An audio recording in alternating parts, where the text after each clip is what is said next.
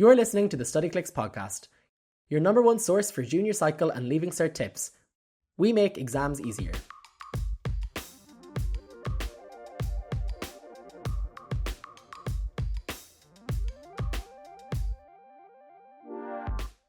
Hello and welcome back to the Studyclix Podcast. I'm Luke and I'm joined by Andy and Erin, the usual suspects on the podcast these days. We're all on the social media team for Studyclix, so you've probably seen us either on TikTok or Instagram. Andy actually was on the radio the other day. One of his TikToks It's true. This is true. Viral. Yeah. So he's like, I don't know, he's too famous for us now. That's my name, guys. Andy, in case anyone's wondering. Yeah, let's get that name out there. Push it. Get him famous. Yeah, that's what I mean. So I feel like that's kind of a great segue into what we're actually talking about today. Andy's video was about the Irish orals, although I will say I hope that what Andy said in the video, it doesn't make its way into your Irish oral like that. Probably wouldn't be great. But we're going to be talking in general about kind of how to deal with the nerves associated with oral exams, not just for Irish. We spoke recently, well, Andy and Erin did, spoke recently about the Irish oral specifically and just kind of tips for the oral. But this is kind of right across the board and can honestly be applied to pretty much anything, like practicals and everything, kind of anything in person on the spot exam. So yeah, we're going to kind of just discuss kind of how to not get too nervous before the oral exam, B, how to not like lose your cool in the oral exam due to nerves, and then C, kind of a bit of like aftercare, not being too harsh on yourself after the exams. I myself, I'll come clean, didn't do an oral exam because I'm an ancient relic and mine got cancelled for COVID. Yeah. But Andy and Erin are the experts on this. So I don't know, guys. So Erin, you did yours most recently. Are there any kind of like, what do you remember about the couple of weeks/days approaching your oral exam? You did obviously Irish and Spanish, was it? I did, yeah. Spanish. So how did you kind of balance the two of them and preparing for both of them simultaneously without accidentally speaking one or the other in your exam? Yeah, that is tricky. I always found that I used to mix up really easily between the two languages, but maybe that was just me, which is weird because I have spoken Spanish since birth pretty much. But I used to find myself speaking Irish instead. Everything. Yeah. Just subtle flex there. I've spoken Spanish since birth. Yeah. Okay. Any other ones you want to drop in? No, I actually did junior cert French. Wow. Oh, wow. Yeah. Of course you did, Erin. Anyways, but I gave that up because I don't know. Anyway, we're just handier. But it's definitely difficult having the two so close together. Like I think I had my Spanish on the Saturday and my Irish on the Monday, I think it was. So it was like 2 days of a gap. I had like one little day in between to kind of restructure your kind of thought process towards it. The one thing I will say is the orals are kind of laid out very differently. Like the Irish one, I think, is a lot more kind of systematic. Like it's very kind of, there's a format involved, you know, like you do one thing, you do the next, and so on. Whereas I think for Spanish, anyways, I think some of the other languages have kind of more specific things involved, but with Spanish, the only kind of extra thing beyond conversation is we had like a little role play at the end. But apart from that, it was very much just kind of like chatting. So in that sense, it was kind of, I don't know, it was nice to have the difference because for Irish there was a lot of emphasis on kind of learning things off, and that was kind of, I suppose, stressful, but it was nice to have that kind of bit of variety there. And honestly, it's kind of just, you don't want to like, it's hard to kind of, because you're trying to like cram all this information into your head at once, like for the two subjects, and it can get a lot. But I think it's really just about doing bits of each and just kind of not cramming your head too much with each one. Yeah, I think that would be something I'd struggle with, like having to do two. I would just constantly I have this even now, like moving on, like college exams after college. I always prioritize the thing that comes first, like as in, it's like actually the worst thing you can possibly do. So say, for example, if I had like my French oral on a Monday and my Spanish one on, who does French and Spanish for leaving cert? Nobody. But anyway, and you had the Spanish one on a Tuesday. Yeah. If anyone was going to, she'd be on this call. No, but like, do you know what I mean? I would always study for the French one more just because it's first, and then afterwards I'm like, oh well, now what? Like I have one evening to do all the work I spent a week for. What about you, Andy? Did you do two languages, or do you have to? It depends on what you want to study, I suppose, in college and stuff. Yeah, I think it Mhm. depends. I chose Yeah. German. Okay. So we've got a little bit of everything here. This Oh is great. yeah, Yeah, we we do have. Um, actually. yeah. Yeah, I did German and Irish. I can't quite remember. I think they were close enough for me as well. I was lucky in the sense that I felt like I was a lot. I don't know if it, like some people will have, they feel like they're at a similar level in both of them, but I felt like I was at a much higher level in German than I was at Irish. So I was able to Mm. kind of focus on Irish more and put German a little bit more in the back burner because I felt more confident. So that might happen for some people, which is very handy. Yeah, but I didn't. I know a lot of people struggled with what Erin said of mixing up the two languages, or like in the middle you'd be thinking in one language or something like that. But that never happened to me, luckily. But Mm. yeah, I don't know. If it's a tough one to balance. All right. Yeah, and they happen. Everyone's happened. So I mean, the furthest apart they'll ever be is like a week probably, and you'll be very lucky in that sense. Yeah, If probably. even, So I yeah. feel like that's something that when you're kind of preparing, when you're especially now, like, so anyone who's listening to this, like, and has their oral next week or the week after, I suppose right now the thing would be to not prioritize one over the other, even if you feel like you might be way stronger. Like, don't completely neglect the other, because then, maybe if the one that you tried really, really hard for didn't go to plan, and then you're there like, oh, well, actually, I've put all my time into this one. Like, that happens across the board in a lot of exams as well. And I think that actually happens with a lot of the written exams too. People put a lot of emphasis Yeah. on the ones that are in the first week, like English and stuff. And then the next week when they're doing some of their choice subjects, they're like, oh boy, like, I did not prepare. In terms of nerves, how bad were you? I'll start with you, Andy, actually. How bad were your nerves kind of, let's say, the week before, the night before? Like, are you kind of a person who gets extremely nervous, like, quick, like a far time away, and then the closer it gets, you're like, oh, okay, well, there's not much I can do?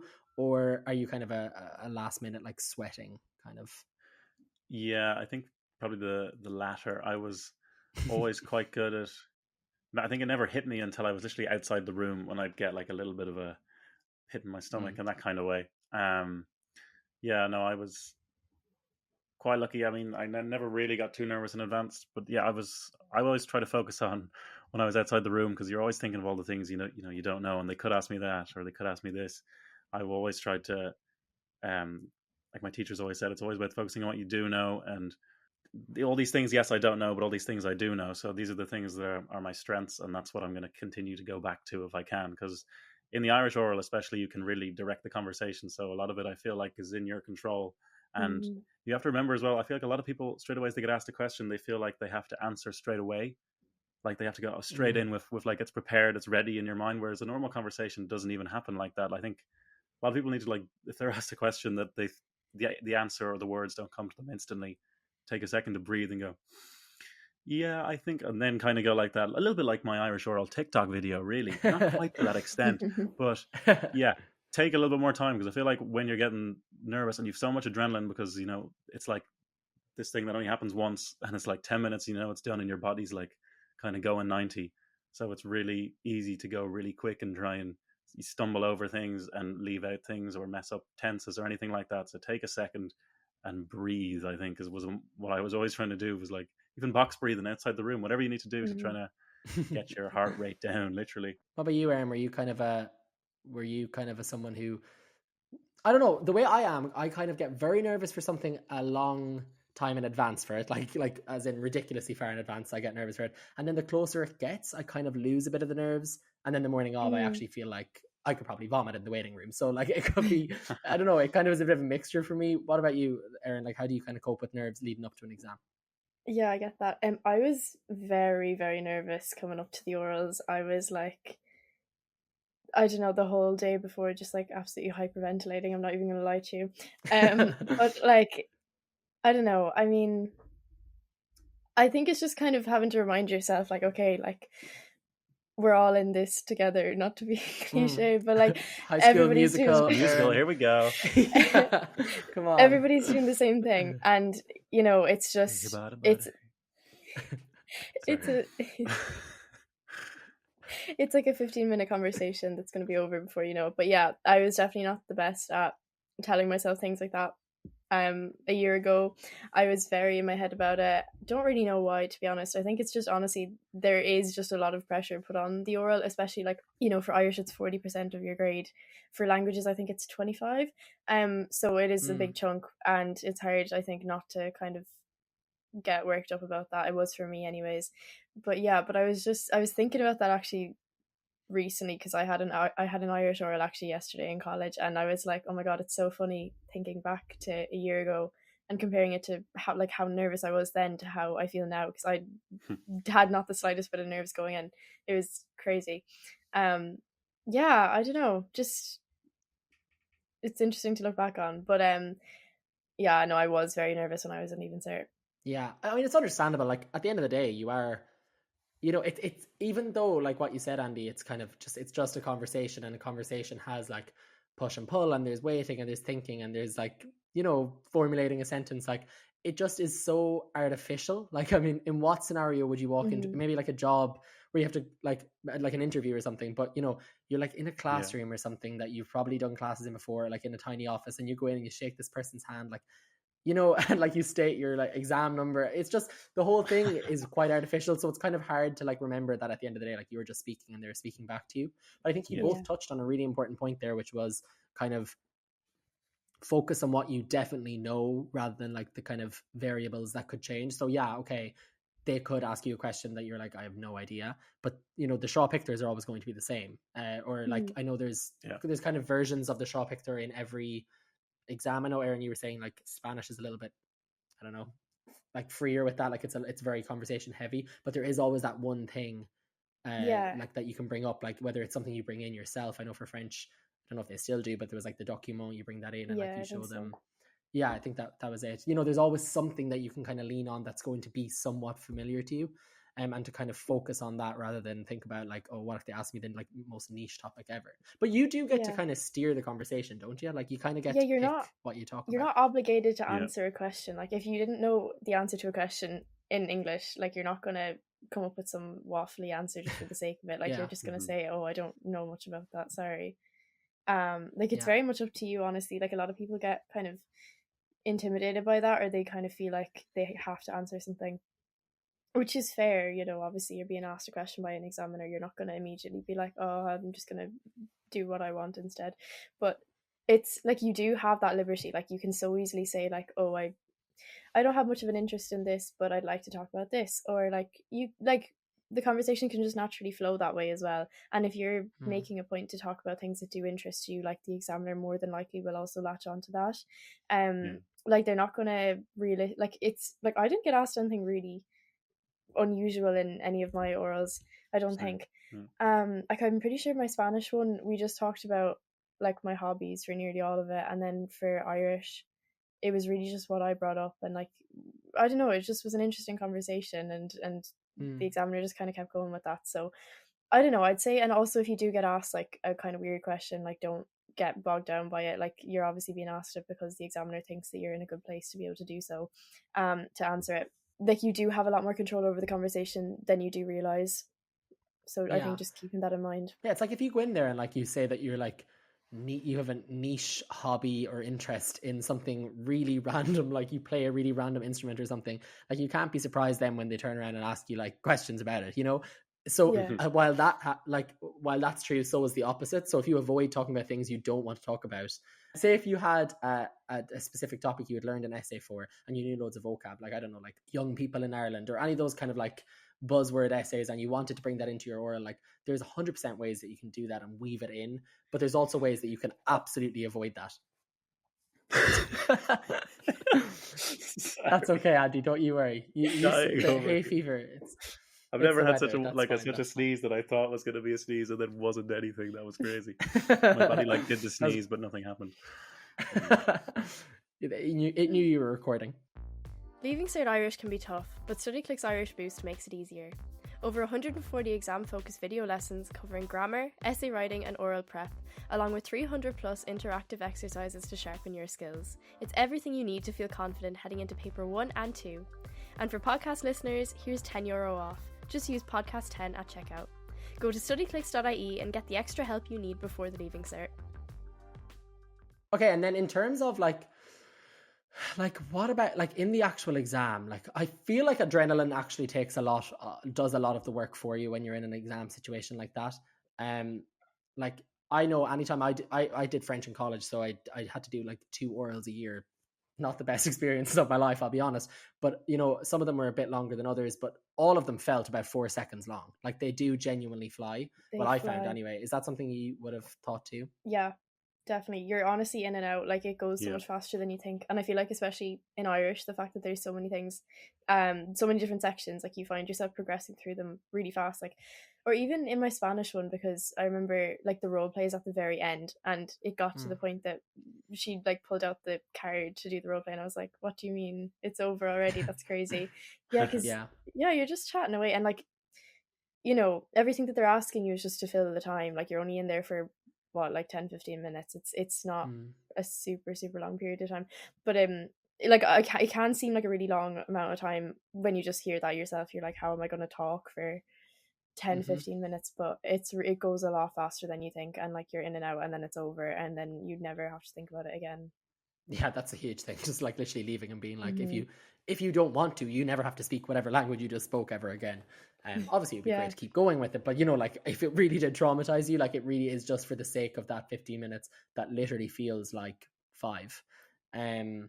I don't know as well. I find one thing that can kind of make it feel like it goes longer is if you trip up over your word, like I just did now, and I'm speaking English and I'm not an oral. If you trip over your words, or if you, like, make an obvious mistake, or a mistake that, like, you just kick yourself for because it's not something you usually, I don't know, it's just something that you feel like you've let yourself down, that can kind of stick with you. I don't know, things in my French orals in college, like, anytime I made a mistake, I kind of was like, well, I wasn't that surprised. But, like, you know, it's kind of that stuff that you remember. You don't remember all the good stuff. How do you deal with, in the exam, like, in live time, making a mistake and having to, like, kind of cover your own tracks, or trying to not let it throw you off? Well, you can correct yourself, and the examiners do, I think, usually prefer if you do correct yourself. Like, if you make a mistake, you can easily be like, excuse me, and just say what you meant to say, like, if you do cop it in the moment. But even if you don't, and it's something you kind of realize later on, or it's something that you just kind of, like, move over and hope that they didn't realize, like, it can very easily eat away at you. But, like, I think you know, it's such a small, probably like 2 seconds out of the whole 15 minutes or however long it is. Like, the examiner, like, a lot of the marks as well, I think, go for your communication rather than, like, I think accuracy is obviously an important factor, but a lot of it just goes for how you come across and how you participate in the conversation. And I think when there's so many different aspects to the oral, there's no point beating yourself up about one little mistake that you might have made, or a couple, because the examiner mightn't have noticed, or they mightn't have taken it to be as bad of a thing as you think it is. Like, there's a million different ways that they mark it. So I think, just honestly, you're the best to just put it out of your head and focus on whatever is left for you to do, and just make it up. What do you think, Andy? Do you, like, in terms of, I don't know if you experience it in either of your orals, but kind of making mistakes there and then, like, what goes through your head in that moment? You're going to tell me now you never made any mistakes. Yeah, it is difficult. I find the same thing now in my own degree. Like, if I'm doing, I do acting in my degree, and if you're doing a scene or something where you've got all these lines learned, and if you slightly mess up a line, or if you slightly deliver a line weirdly, it's the same way, I think, in the oral. Or if you say something the wrong way, then it's easy to just think about that for the rest of the oral, and you can be like, 4 minutes down the line, you're actually talking about something completely different, and you're like, God, why did I mess that up earlier? And then you're actually the Irish you're doing, or the German you're doing, whatever you're doing, is suffering because of that, because you're not fully focusing on what you're doing. So it is very easy to do that. And then, as we'll get on to, like, coming out of the exam, that is the one thing you'll focus on, is the one little mistake you made, and you won't think about all the, oh, well, this part of the conversation I was actually really good in, and I actually used my tenses really well here. So yeah, it's very easy to get bogged down in that. But, like, I would go, right, that just happened, that's grand, let's move on to the rest of it, and I can think about that after. But even then, like, you can't change it, so there's no point in going over and over it in your head, you know? Yeah, there's no point letting that one mistake kind of dictate how you do moving on in the exam, you know, like, exactly. Your like, opinion of it, leave that where it is, and don't let it kind of affect the rest of the questions you're being asked, or you're answering. What about, like, Erin, you kind of talked about this a second ago, about being able, I feel like people don't realize that the examiner isn't like a machine that's just going to say to you like a question, and if you don't understand, they're just going to like shake their head and be like, gosh, what is wrong with you? Like you can ask an examiner to rephrase it. You can that's like, honestly, that's one thing that I would 100% be looking at like the night before. I'd be looking at ways of saying, oh, can you say that again? Can you slow down? Can you know what I mean? Like or could you rephrase that for me? Like that's a huge thing, and people don't realize that you can actually ask the examiner to just say the question in a different way. Of course, like they don't expect you to be fluent by any means. They will appreciate more than anything if you make the effort to be like, oh, like, could you say that differently? I didn't really catch what you said, rather than if you just kind of go along with it for the sake of it and end up giving an answer that's like not really quite right. Like, yeah, you do honestly and it's hard to think of in the moment, because obviously you're going to want to seem like you know what you're talking about and like you have no doubts about the whole thing. But yeah, like you're not, like chances are you're not going to be, you know, fluent or maybe even super comfortable in the language you're speaking. Like you want to make it as easy as possible for yourself. The examiner understands that more than likely they're a teacher that has their own students who are doing the exact same thing as you are right now. They'll probably, a lot of them, be in the exact same situation. Like, you know, they're just trying to help you get through it. So if you can, like, you have full liberty. You won't get dock marks for asking for the question again, or for saying that you don't understand it or that you don't know anything about it. Like, it's honestly, you have a lot more, like, it's so fine to not be sure of what's happening, and I think it's better to acknowledge that than to kind of just get out what you can for the sake of it and risk kind of messing up or losing marks because you're not too sure what you're talking about. Yeah, like the exam, I know every single teacher says this ever, but like the examiner isn't trying to catch you out. They also have like no idea who you are, what your level of Irish is, you know, like it's not your teacher examining you. It's not someone who knows that you could do better, or knows that, you know, if your teacher was examining you afterwards, she'd be like, oh, well, actually you said this, but really you should have said that because I know you know that. This examiner doesn't know anything about you. They're just there to like test how you are in a conversation, test that you've prepared well enough, but they're not trying to catch you out in any way. No. A lot of people as well, they get bogged down, like after, I know I'd spoken at the start that we were going to kind of discuss like, well, we kind of touched on it there when we were talking about tripping up in the exam, but like, I know people can really overthink things like orals and practicals. Like myself and Erin were talking about it in the last episode of, you know, messing up a little bit and then like literally not being able to stop thinking, you know, you wake up in a cold sweat like a year later because you're traumatized by it. Like, Andy, do you have any like kind of, because you had spoken even in your degree and stuff, there are kind of aspects that you can mess up, let's say, on the spot, and they're kind of, you can't undo. It's not like you can just tip exit out. How do you kind of deal with those little bits that you're not happy with, and how do you move forward from them, like after the exam? I'm talking like the next day, the coming weeks. Yeah, I guess it's what I kind of touched on. It's just literally you can't change it. So I suppose there's no point in keep continuing to dwell on it, because it's not like something where you're going to be doing another oral in 2 weeks where, okay, well, I can work on that to improve on it. It's like, okay, maybe if there's something that I messed up there that maybe might apply in some way to my written exam with a tense or a phrase that I missed that I can then use in writing, where, okay, that's something I can learn from. But really, there's no point in overanalyzing it, because you will probably never have to do it again. So if anything, I'd celebrate that fact and treat the fact of like, well, I just absolutely messed that one bit up, but hey, I'm going to laugh about it in like a year and tell my brother or my sister or, you know, their friends that like, well, I said this in my exam, and then like it's going to become a funny thing. It's not going to become a thing of, God, a year down the line, if I did that, I might have got a H4 instead of a H5. That's not, those things don't happen. Like forget about it. It's done. Celebrate the fact that you are done. Don't worry about anything else. Yeah, that's like great advice. To be honest, I feel like everyone should, but that's the case, and it applies to like every exam that you sit. There's really no point dwelling on it, and it's so easy to do. I had a point there actually. Now that I said that was great, Andy. That was really inspiring. That makes me want to pass. Go reflect. There's loads of great TikToks there as well. Yeah.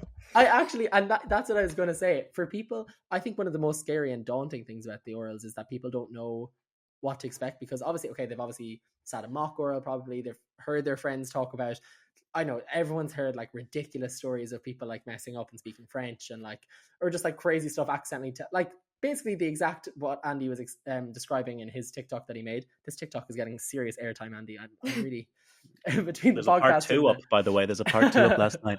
Everyone go look at it. Everyone go like. We'll get it on. We'll No, on the but TV what I this was going time to for the say. radio. Yeah, I know. RT News. No, but we've actually posted, and it's part of Irish Boost, Studyclix Irish Boost. There's a full recorded mock oral that literally is like if you were a fly on a wall in an oral situation. And we've posted multiple clips on social media as well, to give people an idea. And I really think that is a great resource because it kind of breaks down that kind of, I don't know, it just kind of breaks down that wall, and you kind of feel like you're sitting in the room with them, and kind of you better know what to expect. Because I don't know, I would get bogged down on the most random things, like awkward things, like, oh, should I like shake their hand, or like when do I tell them Yeah, my I was the exam number? same. You know what I mean? Like, it's those little things that you don't practice for. Like, that's not in the Irish book. And that kind of those awkward interactions at the start, like, how do you end? Like, do you just walk out? Like, that sort of stuff. Like, I know it sounds ridiculous because it's like, No, obviously you're that's not getting graded literally me. on it, but like, it's just, well, it can really knock your confidence if you don't know what you're doing going into it. So I definitely recommend having a look at that. And just kind of like, even like me telling you to listen to this podcast that I'm listening to right now, but talk to people about their own experiences in the orals, and kind of break down that stigma around it of like this big scary thing. Because at the end of the day, like Andy says, more often than not, like the things you hear about the orals will be like funny stories that people tell in a kind of fun, nostalgic way, not in like I had the most horrific experience of my entire life. Like, you know, there's a lot of like sketches and stuff out there about the orals that kind of Andy's TikTok. Well, but even like, you know what I mean? my TikTok. Sorry, if Nessa said that like all the demographic on my TikTok was like 40-year-olds or 50-year-olds or 30-year-old parents who like were like, oh, I did my oral in 1987 and that's exactly how it was. Laughing emojis, like people laughing and joking at it, not going, yeah, you've just ruined my life bringing that up Yeah. again. Why would you do that? The That's oral not exam is not your 100%. downfall. Yeah. Yeah, no, I promise. No one's actual downfall in life was the oral exam. Someone whose downfall in life was the oral exam is listening to this right now. Listening, literally, yeah. yeah. It's not You the oral; guys it was don't the get written. Sorry. It's the essay. So I suppose, okay, it's very soon now. Like for people who are listening to this kind of in real time, it is quite soon. So do either of you have any like last minute tips for like, let's say the week before / night before? Would you guys actually, how would you practice for something like that? Say, especially if you didn't have somebody that spoke the language in your house, would you just kind of talk to yourself? Yeah, honestly, yeah. I talk to myself a lot. In in Just for both the oral. languages. Just for the oral. Just for the oral. life. Yeah. I like, but it does help. Like, I just kind of, I don't know, even like, because I had some of my friends, I just like send them voice notes like rambling about my day, but I just do it in Irish instead of in English, or like little things like that. Or even I used to like, in terms of improving your kind of general standard of language, I used to really like listening to podcasts in or like watching like TV shows or whatever in like the language that you are doing the oral in, because I think that's just a natural way to kind of build up vocab or whatever, or like just kind of get it into your head last minute, because I find it's good to kind of put yourself into that mode of just like surrounding yourself with the language, because it makes it a lot easier to then engage with it and to I suppose speak it yourself. And then as well as that, something that did help me was I used to like I used to listen to the poems a lot, like recordings of those, and sometimes I'd record myself doing the shot pictures or whatever and try and just kind of recite them back to myself.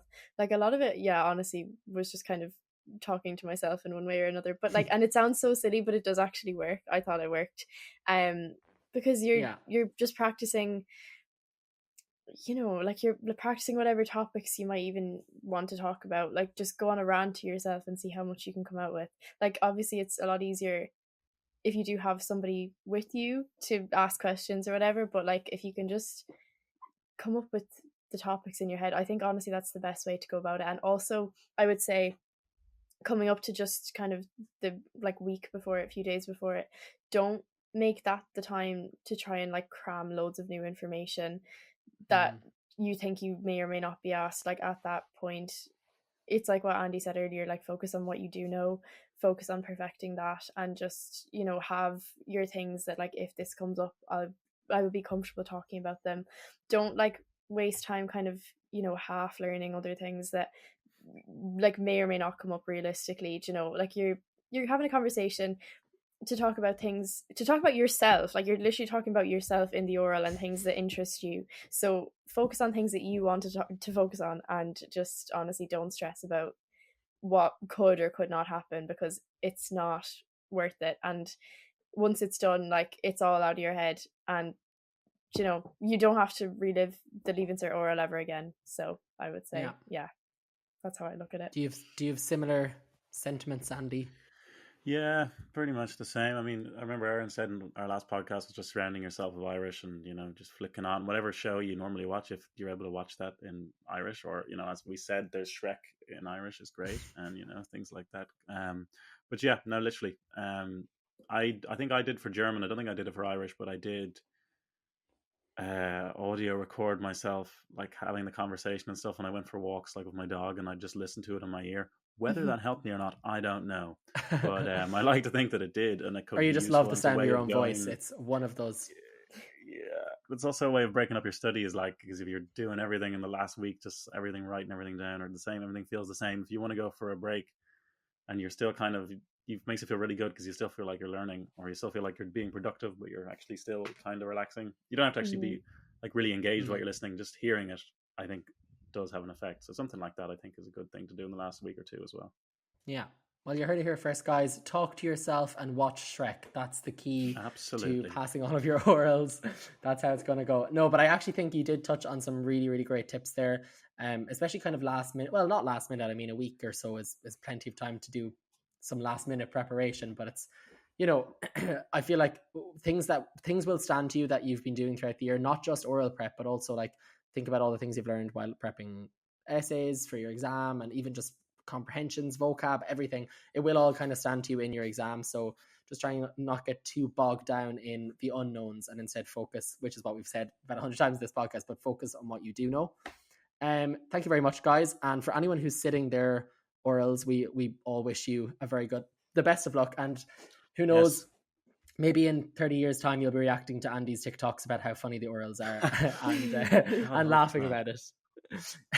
And so don't forget, guys, actually as well, that you can use podcast 10 to get €10 off any of the upgrades on the site as well. And we will see you in the next podcast. Bye.